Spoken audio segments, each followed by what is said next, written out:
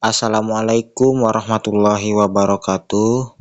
Yang terhormat kepada Bapak Dr. Wirmi Eka Putra SE MSI selaku dosen pengampu pada mata kuliah Akuntansi Syariah. Baiklah, perkenalkan nama saya Khairul Iksan dengan NIM C1C022022. Di sini saya akan mempresentasikan materi mengenai akad murabahah. Baik, langsung saja. Yang pertama yaitu pengertian dari akad murabahah. Kata murabahah secara bahasa adalah bentuk mutual atau bermakna saling yang diambil dan yang berarti kelebihan dan tambahan atau keuntungan. Jadi bahasa Arab yaitu ar-ribu murabahah diartikan dengan saling menambah atau menguntungkan. Sedangkan dalam definisi para ulama terdahulu adalah jual beli dengan modal ditambah keuntungan yang diketahui. Hakikatnya adalah menjual barang dengan harga atau modal yang diketahui penjual dan pembeli dengan tambahan keuntungan yang jelas. Jadi murabahah artinya saling mendapatkan keuntungan. Dalam ilmu fikih, murabahah diartikan menjual dengan modal asli bersama tambahan keuntungan yang jelas. Murabahah dalam praktik adalah apa yang diistilahkan dengan al-murabahah liamir bisyiro, yaitu permintaan seseorang atau pembeli terhadap orang lain untuk membelikan barang dengan ciri-ciri yang ditentukan. Nabi Muhammad SAW mendefinisikan murabahah adalah jual beli barang pada harga asal dengan tambahan keuntungan yang disepakati. Lanjut kepada jenis-jenis dari akad murabahah, yaitu terbagi dua. Yang pertama, murabahah tanpa pesanan. Murabahah tanpa pesanan adalah jenis jual beli murabahah yang dilakukan dengan tidak melihat adanya nasabah yang memesan atau mengajukan pembiayaan atau tidak, sehingga penyediaan barang dilakukan oleh bank atau BMT sendiri dan dilakukan tidak terkait dengan jual beli murabahah sendiri.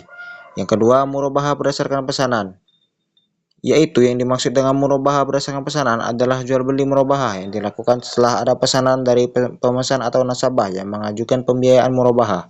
Jadi dalam murabahah berdasarkan pesanan, bank syariah atau BMT melakukan pengadaan barang dan melakukan transaksi jual beli setelah ada nasabah yang memesan untuk dibelikan barang atau aset sesuai dengan apa yang diinginkan nasabah tersebut. Lanjut kepada landasan syariah dalam akad murabahah.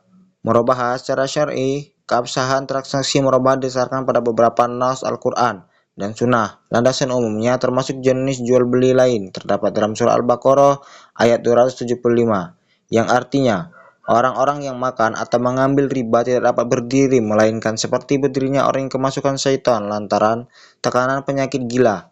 Keadaan mereka yang demikian itu adalah disebabkan mereka berkata atau berpendapat, sesungguhnya jual beli itu sama dengan riba, padahal Allah telah menghalalkan jual beli dan mengharamkan riba. Quran Surah Al-Baqarah ayat 275. Dalam ayat ini, Allah Subhanahu wa Ta'ala mempertegas legalitas dan keabsahan jual beli serta menolak dan melarang konsep ribawi. Berdasarkan ketentuan ini, jual beli murabahah mendapat pengakuan dan legalitas dari syara dan syah untuk dioperasionalkan dalam praktik pembiayaan di bank syariah dan baitul mal wa tamnil atau BMT karena ia merupakan salah satu bentuk jual beli dan tidak mengandung unsur ribawi.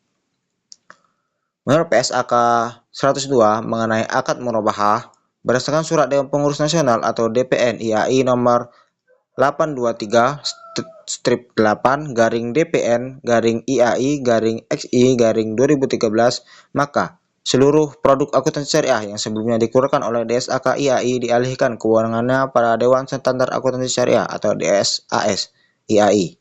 Setelah pengesahan awal di tahun 2007, PSAK 102 mengalami perubahan sebagai berikut, yaitu 13 November 2013 sehubungan dengan keluarnya Fatwa Dewan Syariah Nasional Majelis Ulama Indonesia atau DSN MUI nomor 84 garing DSN MUI garing 12 garing 2012 tentang metode pengakuan keuntungan tamwil bi al-murabahah atau pembiayaan murabahah di lembaga keuangan syariah. 6 Januari 2016 terkait definisi nilai wajar yang disesuaikan dengan PSAK 68. Pengukuran nilai wajar perubahan ini berlaku efektif 1 Januari 2017 secara retrospektif. Lanjut, ikhtisar ringkas PSAK 02, akuntansi murabahah mengatur pengakuan, pengukuran, penyajian, dan pengungkapan transaksi murabahah.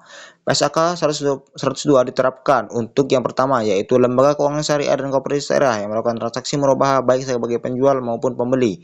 Dan yang kedua, pihak-pihak yang melakukan transaksi murabahah dengan lembaga keuangan syariah atau koperasi syariah. Akuntansi untuk penjual pada saat perolehan aset murabahah diakui sebagai persediaan sebesar biaya perolehan. Akuntansi untuk pembeli akhir aset yang diperoleh melalui transaksi murabahah diakui sebesar biaya perolehan murabahah tunai. Selisih antara harga beli yang disepakati dengan biaya perolehan tunai diakui sebagai beban murabahah tangguhan. Terakhir yaitu penyajian. Piutang murabahah disajikan sebesar nilai neto yang dapat direalisasikan yaitu saldo piutang murabahah dikurangi penyisian kerugian piutang. Margin murabahah tangguhan disajikan sebagai pengurang atau kontra akun piutang murabahah. Beban murabahah tangguhan disajikan sebagai pengurang atau kontra akun utang murabahah. Lanjut, yang terakhir yaitu mengenai ilustrasi dari akad murabahah. Contohnya, Tuan Malik berencana membeli mobil Avanza seharga 230 juta. Karena Tuan Malik tidak memiliki uang sejumlah tersebut, Tuan Malik mendatangi Bank Syariah X untuk membeli mobil yang diinginkan. Bank Syariah X kemudian memesan mobil yang dimaksud. Kemudian menjualnya kepada Tuan Malik dengan harga yang disepakati sebesar 250 juta. Dengan rincian 230 juta harga perolehan dan 20 juta margin. Pembayaran dilakukan secara angsuran setiap bulan selama jangka waktu 12 bulan. Dalam pemesanan barang, Bank Syariah dapat mewakilkan atau wakalah kepada pihak lain atau kepada nasabah itu sendiri. Jadi yang membeli barang adalah Tuan Ahmad atas nama Bank Syariah X, tapi transaksi murabahah boleh dilaksanakan jika barang sudah dibeli oleh nasabah. Transaksi ini biasa dikenal dengan murabahah bil wakalah. Dalam Islam, transaksi pinjam-meminjam dengan tambahan bunga dilarang karena termasuk riba, sedang transaksi jual beli dengan tambahan keuntungan diperbolehkan. Yang pertama, yaitu keuntungan langsung diketahui. Keuntungan murabahah langsung diketahui di awal ketika transaksi murabahah disepakati. Berbeda dengan transaksi mudharabah atau murabahah, di mana bagi hasil tidak boleh ditentukan di awal karena harus menunggu hasil usaha nasabah. Yang kedua, margin fix. Keuntungan murabahahnya sifatnya fix atau tetap. Jika sudah disepakati tidak dapat berubah, berbeda dengan bagi hasil yang sifatnya tidak tetap, berubah-ubah menyesuaikan hasil usaha. Yang ketiga, risiko rendah. Transaksi murabahah secara kredit adalah transaksi utang piutang yang wajib diselesaikan oleh nasabah. Artinya, penyelesaian utang piutang tidak berkaitan dengan kondisi usaha nasabah. Apakah dalam untung atas rugi sehingga risiko relatif rendah, sedang bagi hasil relatif berisiko karena jika terjadi kerugian usaha maka kerugian akan ditanggung bersama. Sekian presentasi dari saya. Jika ada salah kata dan salah perbuatan, saya memohon yang sebesar-besarnya. Saya akhiri dengan wassalamualaikum warahmatullahi wabarakatuh.